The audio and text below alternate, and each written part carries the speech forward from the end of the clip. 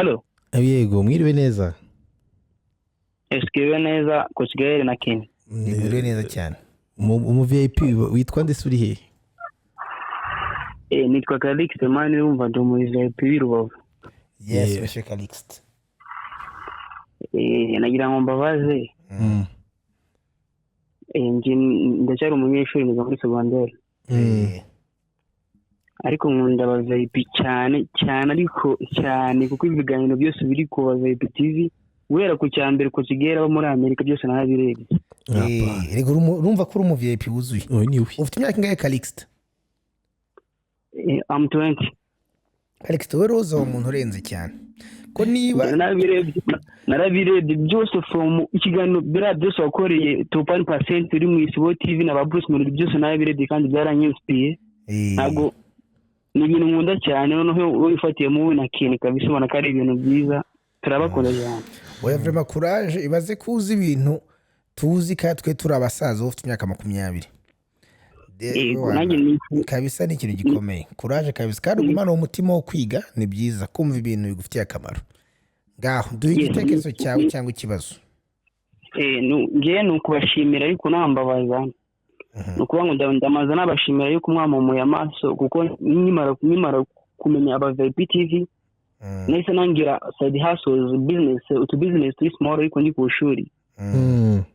Ukora uduki tubwire vuba tukora. Giye ibintu nk'ibyo ndabikunda. Ego ndacyari umunyeshuri nkuko nayababwiye. Nagira ngo mungire inama kuri online businesses.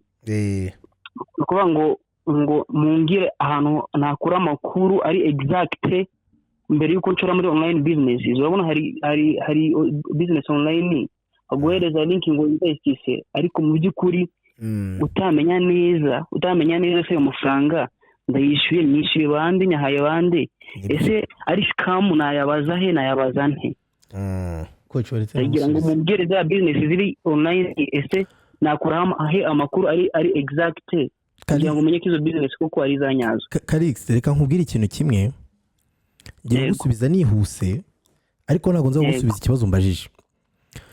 Iyo uri umujene nkuko kwawe ko nanjye nabaye umujene nafite imyaka nk'iyawe ushaka kwiteza imbere akenshi usacinga muri Google cyangwa n'iki ibintu byose byaguteza imbere. So hari igihe hazi ibiganiro byacu byiza bivugisha ukuri by'umuntu ushaka kugira ngo utere imbere. Hari n'abandi ba influencer benshi bo hanze ni muri aba VIP buri ufite n'abandi ba influencer bo hanze ureba kandi bavuga ukuri ariko baza bivanze n'abandi bantu nabo bavuga ibyo bintu bibeshya by'aba scam. Ati ngwino ujye muri programme ngo investing online gutya ngo uyite bunguka ya mafaranga ngwino ugire gutya uyite bunguka amafaranga. Vero Calixte reka nkugire inama uri mutoya nta kibazo ufite uracyari mu ishuri ufite umwanya wo kwiga wo gukora kandi ibintu byose ukazabigeraho. Mubwiza ukuri ubu coach twicaranye ahangaha afite imyaka hari 35. Ubu coach ureba hano ni umusore aracyari umusore hagati yawe na coach arimo imyaka 15. Kuva ubu ngubu kugera mu myaka 15 waba wamaze gukora ibintu bikomeye cyane. Kwihutira ibintu bya online business ibintu byinshi birimo ama-scam.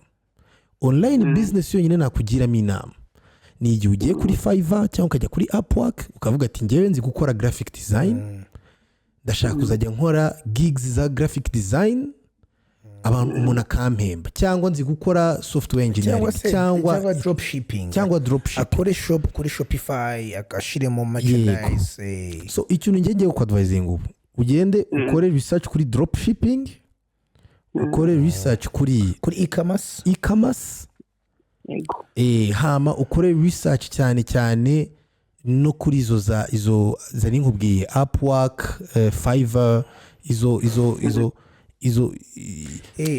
platforms hiring abantu masteringa muri skill runaka wagurisha abantu online. Gira ubumenyi runaka wakorera abantu online ariko Kenny iki kibazo si Calixte tugifite reka tuzagikorosho n'aba VIP benshi kuko ntago twakubwira ngo jya mu bintu ngo bya forex trading ngo jya muri nibi ko hari ibintu byinshi irondo ryivanze n'ibisambo. sibyo kandi rega Karisite nawe bitekerezeho, umuntu nimba akubwiye ngo umuhe 100,000 ngeje akungukira ibindi, kuki we ayo yungutse atari yakomeza kuzunguza paka ageze miliyari, kuki ateye amafaranga yawe? nawe ntabwo byumva se, kandi ntabwo uzi iryo jana nawe, kandi uwo muntu si inshuti yawe, ntacyo mupfana, nta muhogo ufitiye, urumva umuntu atabagiye gukubisha. there is hari some businesses ziri online, tuzakurikirana kirambuye neza kugira ngo tubivuge. Dione, kuwa kane twapanze ikiganiro cya online businesses. Ubitwibutse ejo tubipange bien. Ndagira ngo pe irubavu turabavip benshi tugukurikirana. Twifuza ko wazakora meet and greet hano irubavu. Umva, turabyifuza twemereye, twandikire tubipange, n'ubu hari tuzabikora nze vraiment duhoberane.